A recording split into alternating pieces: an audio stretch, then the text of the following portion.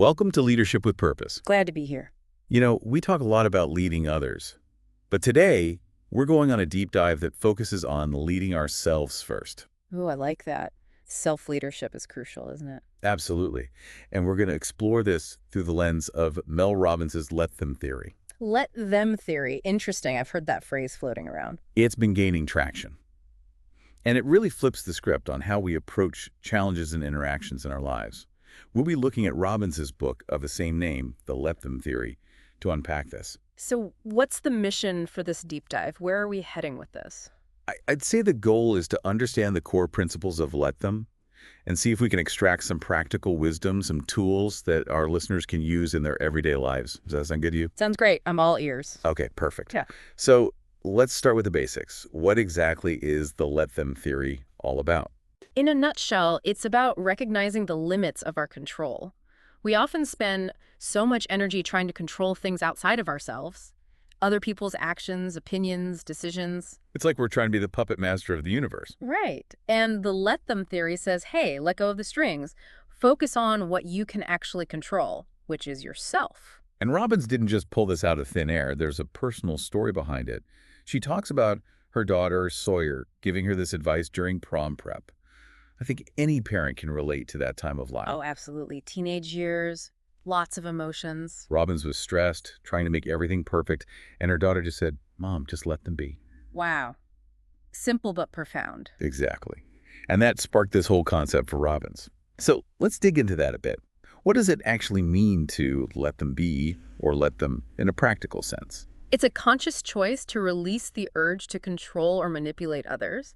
It's accepting that they have their own past, their own thoughts, their own way of doing things. I think that's where some people get tripped up. They hear "let them" and think it means apathy or indifference. Right. It's not about not caring. It's about recognizing that you can't force someone to change or behave the way you want them to.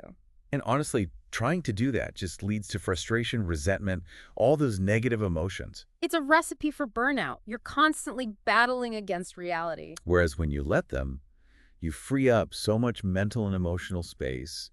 You're no longer carrying the weight of trying to control the uncontrollable. It's like taking a deep breath and letting go of all that tension. So in a way, it's about acceptance. Accepting that other people are on their own journeys, making their own choices. Exactly. And that acceptance is actually empowering because it allows you to focus on your own growth, your own path. It's a shift in perspective from outward to inward. You're not trying to change the world around you, but you're working on yourself. And that, I think, is where true empowerment lies. It's not about having power over others, but having power over yourself, your reactions, your choices. Robbins talks about the futility of control. Can you elaborate on that a bit? She emphasizes that trying to control other people is inherently impossible.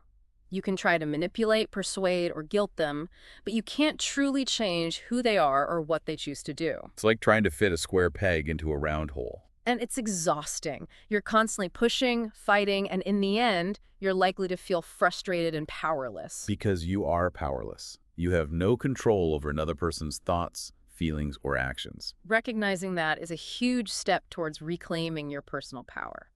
I can see how that shift from trying to control others to focusing on yourself can have a ripple effect in all areas of life. Absolutely. Think about relationships. When you let go of the need to control your partner, your friends, your family, you create space for more genuine connection. You're not trying to change them, fix them, or mold them into your ideal version of them. You're accepting them for who they are, flaws and all. And that acceptance allows for deeper, more authentic relationships. And it probably reduces a lot of conflict, too. Oh, without a doubt. A lot of arguments stem from that desire to control, to be right, to have things our way. And in the workplace, letting them can be a game changer. It fosters trust, empowers team members to take ownership, and encourages collaboration. Instead of micromanaging every detail, you give people the space to do their best work. It's about letting go of the reins and trusting that others are capable. Robbins also talks about the importance of self-acceptance as a foundation for being able to let them. Why is that? It goes back to that inward focus. If you're constantly at war with yourself, trying to control your own thoughts and feelings, it's much harder to extend that grace to others. You're coming from a place of scarcity, like you're in a constant power struggle, even with yourself. Exactly. And letting them requires a certain level of self-compassion and understanding that Everyone, including yourself, is on a journey. So it starts with being kind to yourself, accepting your imperfections, and recognizing that you're doing the best you can. And from that place of self-acceptance, it becomes easier to accept others for who they are. This is all starting to sound very familiar, like it aligns with other philosophies and concepts we've explored. You're right. There are definitely echoes of Stoicism in the let them theory. That emphasis on focusing on what you can control and accepting what you cannot is very Stoic. And the idea of radical acceptance in psychology also comes to mind. It's about fully embracing reality as it is, without judgment or resistance. So while Robbins presents these ideas in a very accessible and modern way, it's clear that they have roots in ancient wisdom and psychological principles. It's fascinating how these concepts keep resurfacing throughout history, just dressed up in different ways. It speaks to their enduring relevance. Humans have been grappling with these ideas of control, acceptance, and freedom for centuries. So as we wrap up this deep dive, I think it's safe to say that the let them theory offers a powerful and practical framework for navigating the complexities of life. It's a reminder that true freedom comes not from controlling others, but from mastering ourselves. And that by releasing the illusion of control, we can create space for more peace, joy, and genuine connection in our lives. It's an invitation to step back, take a breath, and allow things to unfold as they will. Now, here's a final thought for you to ponder this week.